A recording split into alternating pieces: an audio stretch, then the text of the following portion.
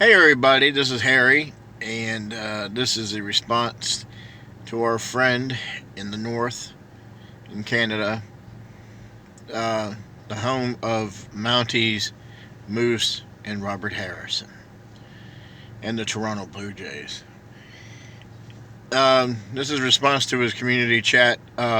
In the beginning was the title of it, how our collecting started, and where do we watch our films at, and what our movie rooms are like.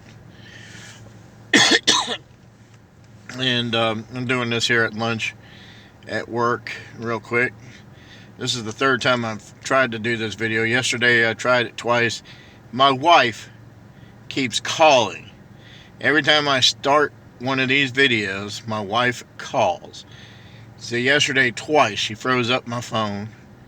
And then just 2 minutes ago I started a video, started talking, and she called again and froze up my phone.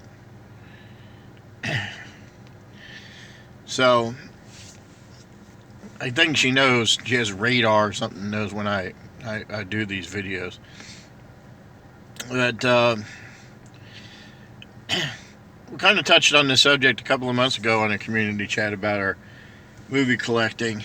And mine began with VHS tapes, go back to the 80s, and VHS tapes. And basically why I started collecting movies was because I wanted to be able to watch movies when I wanted to. Like if I wanted to watch a certain film, I would be able to go to my shelf and pick it out. Like the excuse me, the one of my all-time favorite films is the Philadelphia Story with Cary Grant and James Stewart, and I bought that on VHS in the late '80s, and because it would come on TV every so often, and it had commercials and all that, and the VHS tapes, there's no commercials in them, so I got to see the whole unedited film. That was a problem too back in the day. If you watch movies on TV, they were edited, like Blazing Saddles and stuff like that. If you had regular TV, you never got to see, never was able to see the whole thing.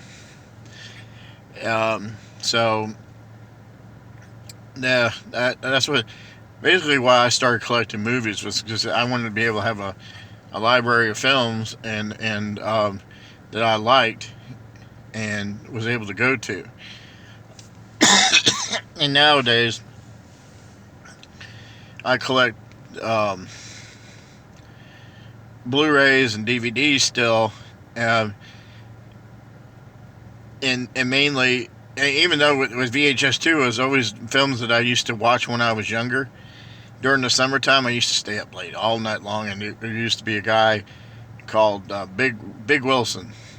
He played a piano and had an owl on his piano, and he would introduce movies, and talk, the commercial breaks and stuff. And he would talk about the movies, give you a little trivia stuff. And it was Night Owl Theater, and they played a lot of Charlie Chan movies. So you would find Charlie Chan, Sherlock Holmes movies with Basil Rathbone. So I watched a lot of those during the summertime, and then after, there would always be two features, and so you would find these old films from the 40s and 50s and maybe 30s on there as the second feature, and then they would always play the Three Stooges. So about 5 o'clock in the morning, they'd be ready for Paul Harvey. Paul Harvey would come on, and I'd say, "Oh, it's time for me to go to bed." So that was a lot of. So when I started collecting VHS tapes, I was just collecting movies that I liked, or what I grew up with. And then when DVDs came along, and I did the same thing. So I found like all the Charlie Chan movies. I don't have all of them. I'm missing a couple in the set, but I do have like the first three sets with Warner Olin as the Charlie Chan. He's my favorite. Uh, Charlie Chan, the person that portrayed it. Um, Don't have the Sherlock Holmes ones. I'm working on those, but I would love to have a set of the Sherlock Holmes films with Nigel Bruce and Basil Rathbone, and then the quality of the DVDs impressed me. It was great. You know, you can break them up in chapters. You can pause them. You didn't have to rewind. The ones I hated were the flipper discs, as they call them, where if the movie was too long, one side, you had to flip it over, you know, end to side one and go to side two. I hated those,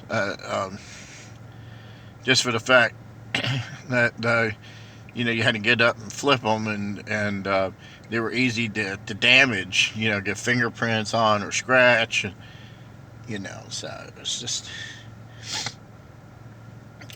And I collected a lot of older films. Like I said, a lot of films, or even films that were hard to find. I love films from the 30s, the 20s, silent films, and then I like films, especially when they were going from silent to talkies, and you got those early talkie films where about 75%, or maybe more than that, 80%, was silent and the rest was talking. You know, there'd be music or talking. So they were easy to find on DVD, even though I could find them on VHS. And I remember, God, talking about VHS, I remember I got for a birthday gift, one of the first VHS tapes I ever got for a gift was one of those $1.99 specials, or $2.99. Good Times was the name of the video company, and it was a public domain film, which was His Girl Friday with Cary Grant. Hey, switching back and forth. And it was such a bad print. It was on VHS, and actually that tape didn't last long. And they used to have like a GT in the bottom corner of the video too. Good Times. That was on VHS, and then I was able to find that on DVD years later in a 3-pack from Columbia, because I didn't want the public domain. You know, you pay $5 or $6 for His Girl Friday, and then Columbia Pictures did a 3-pack with The Awful Truth and Born Yesterday, and His Girl Friday was on it. So it was the first time I've actually seen His Girl Friday in a decent quality.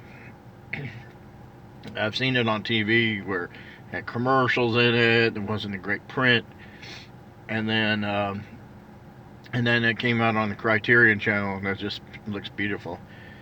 So, or not Criterion Channel, but Criterion Collection. So yeah, basically my collection started, like I said, mainly out of nostalgia for the older films that I would watch with my parents, my mother mainly, and films that I watched growing up, older films. I always watched older films, and now I still do the same thing. I still buy movies that I like. When I'll think of films that I used to watch back in the day, and then if I liked it, I buy it.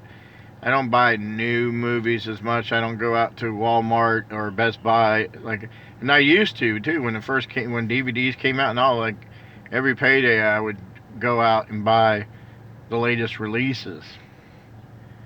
And then, like Ian stated in his video, that I'm buying stuff because it's just new and I didn't care for it. So now I basically rent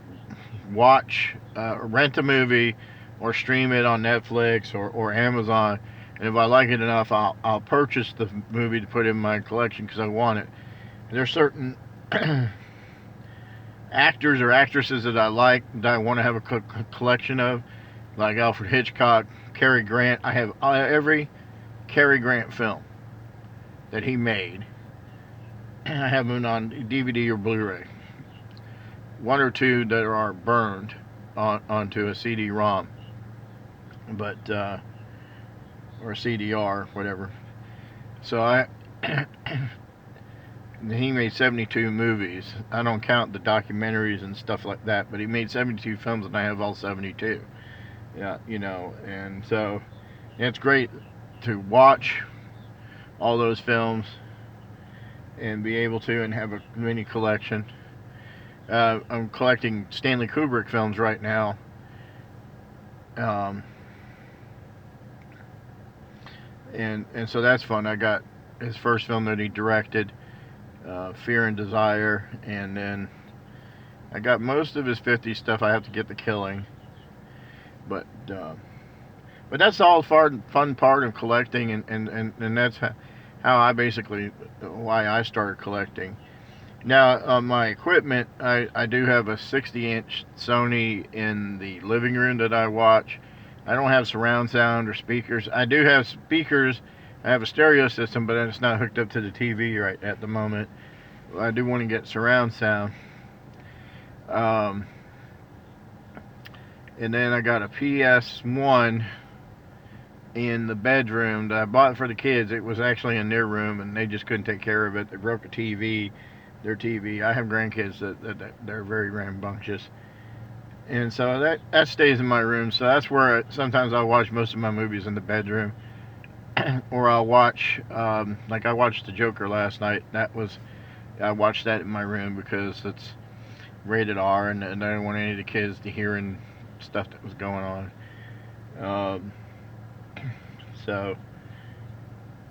And that's basically it. And sometimes I watch movies on my tablet. Older movies, and my daughter has a portable Blu-ray player, which is pretty decent. My daughter Vicky, decent size to watch, and sometimes that's where I watch my foreign films, so I can read the captions on it. But that's basically it. My movie room's been taken over by 2 grandchildren now, so everything's kind of in a corner. Some stuff are in totes now. I do have to get new shelving and stuff, but that's how it goes there. Anyways, that's my little chat answer reply. Thank you for watching, and looking forward to everybody else's videos. I seen that Jay has his out already, and I have to watch that. And I seen Ian's. And I see me, Mr. Mayo, for the genre chat. And by the way, I'm going to probably try to watch this tonight. Try to talk the wife into watching this one. It's either this or Blackula. So, cheers.